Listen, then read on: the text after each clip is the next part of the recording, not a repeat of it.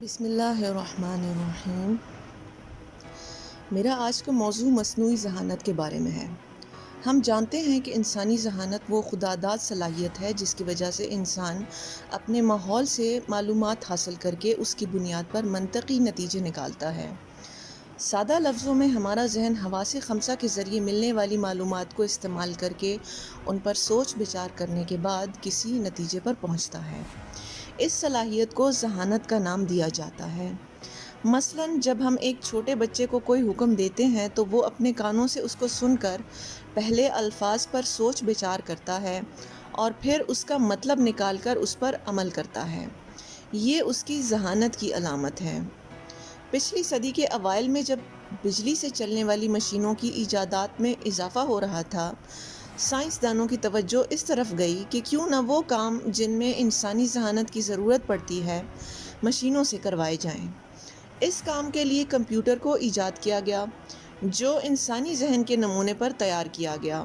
جس طرح انسانی ذہن اپنی یادداشت رکھتا ہے اسی طرح کمپیوٹر بھی رکھتا ہے۔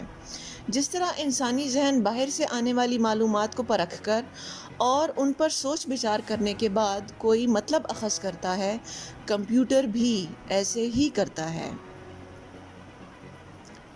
لہٰذا 1951 میں ایلن ٹیورنگ نامی ایک سائنسدان نے ایک ایسا ٹیسٹ ایجاد کیا جس سے پتہ لگایا جائے کہ کمپیوٹر کی ذہانت کس قدر ہے اور آیا وہ انسانی ذہانت کے مقابلے پر کھڑی کی جا سکتی ہے یا نہیں۔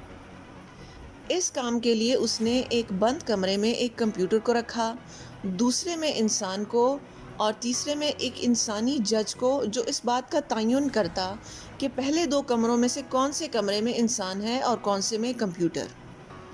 اس کام کے لیے وہ دونوں کمروں میں بند انسان اور کمپیوٹر سے الگ الگ سوال کرتا اور پھر ان کے جواب اور رد عمل نوٹ کر کے اندازہ لگاتا کہ آیا وہ انسان ہے یا پھر کمپیوٹر۔ اگر 100 میں سے 30 بار یا اس سے زیادہ بار وہ کمپیوٹر پر انسان کا گمان کرتا تو اس کا مطلب یہ ہوتا کہ وہ کمپیوٹر واقعی ٹیسٹ پاس کر گیا ہے اور اس کے اندر واقعی انسانوں جیسی ذہانت ہے۔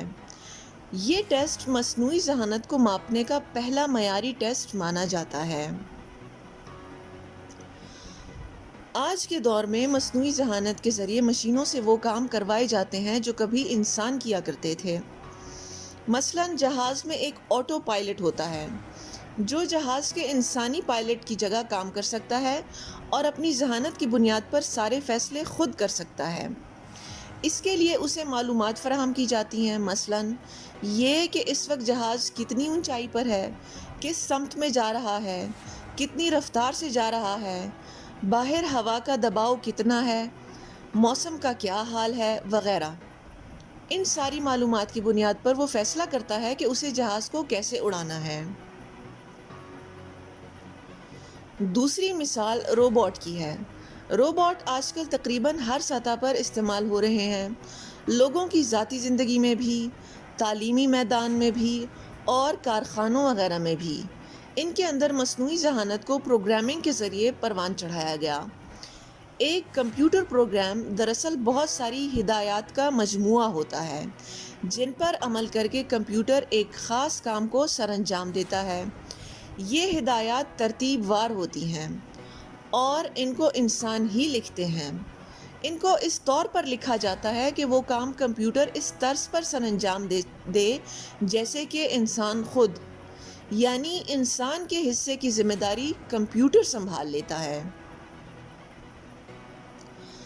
آج کے دور میں اس چیز پر بھی کام ہو رہا ہے کہ انسان کمپیوٹر کو یہ ہدایات بار بار خود لکھ کر نہ دے، بلکہ کمپیوٹر انسان کی طرح اتنا ذہین ہو جائے کہ اپنے تجربے کی بنیاد پر نئی معلومات یا اپنی پرانی غلطیوں سے سیکھے اور پھر خود سے فیصلہ کرے کہ اسے اپنے لیے کیا نیا ہدایت نامہ یا پروگرام لکھنا ہے۔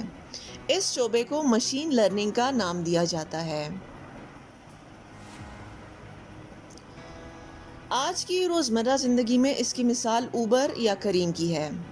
یہ دونوں ہمیں ٹیکسی کی سہولت فراہم کرتے ہیں۔ ان کا سارا نظام کمپیوٹرز کی مصنوعی ذہانت پہ چلتا ہے اور یہ بھی مشین لرننگ کو کام میں لاتے ہیں۔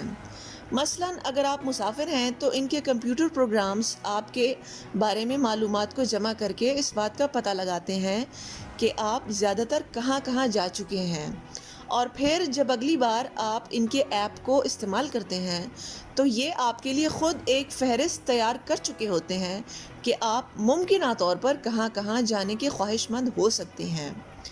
اگر آپ ایک ڈرائیور ہیں تو ان کے کمپیوٹر پروگرامز اپنی معلومات کی بنیاد پر آپ کو آگاہ کرتے ہیں کہ کن کن علاقوں میں ان کی ٹیکسیوں کی مانگ کون کون سے اوقات میں زیادہ ہوتی ہے۔ یوں یہ ڈرائیور ان اوقات میں ان علاقوں میں پہنچ جاتے ہیں۔ اس سے مسافروں اور ڈرائیوروں دونوں کو فائدہ حاصل ہوتا ہے۔ مسافروں کو ٹیکسی وقت پر مل جاتی ہے اور ڈرائیوروں کو سواریاں، اور اوبر اور کریم ان خاص اوقات میں اپنے کرائے بڑھا کر اپنے لیے زیادہ منافع کما لیتے ہیں۔ اس کے علاوہ یہ کمپیوٹر پروگرامز شاہراہوں اور مختلف راستوں پر ٹریفک کی صورتحال، وہاں پر موسم کے حالات اور تعمیراتی کام وغیرہ کی معلومات رکھتے ہیں، اور اپنے ڈرائیوروں کو مشورہ دیتے ہیں کہ اس وقت ان کو اپنی منزل کے لیے کون سا راستہ اختیار کرنا چاہیے تاکہ وہ کم سے کم وقت میں وہاں پہنچ سکیں۔ اس سے مسافروں اور ڈرائیوروں دونوں کو فائدہ ہوتا ہے۔ مسافر وقت پہ اپنی منزل پہ پہنچ جاتے ہیں اور ڈرائیوروں کو مزید سواریاں اٹھانے کا موقع مل جاتا ہے۔ مستقبل میں ایسی کمپنیاں ارادہ رکھتی ہیں کہ بغیر ڈرائیور کے ٹیکسیاں فراہم کریں۔ ان کو بھی کمپیوٹر پروگرامز کی مصنوعی ذہانت کی بنیاد پر چلایا جائے گا۔ ان کے اوپر ایسے کیمرے اور ریڈار لگے ہوتے ہیں جو ان کے راستے میں آنے والی رکاوٹوں کا پتہ دیتے ہیں، مگر اس بات کا تعین کرنا کہ آیا یہ رکاوٹ ایک انسان ہے یا دوسری گاڑی یا کوئی دوسری چیز، کمپیوٹر پروگرام کا کام ہے۔ جب وہ اس بات کا تعین کر لے گا کہ یہ رکاوٹ کیا چیز ہے تو اس کے بعد فیصلہ کرے گا کہ آیا اب ہارن دینا ہے یا بریک لگانی ہے یا کوئی موڑ لینا ہے۔ یوں یہ کمپیوٹر پروگرام انسان کی جگہ لے کر روزمرہ کے کام سر انجام دے گا۔ امید ہے کہ ان معلومات سے آپ کی اس موضوع کے اندر دلچسپی میں اضافہ ہوا ہوگا اور ہمارے ملک میں بھی لوگ اس شعبے میں کام کو ترجیح دیں گے انشاءاللہ۔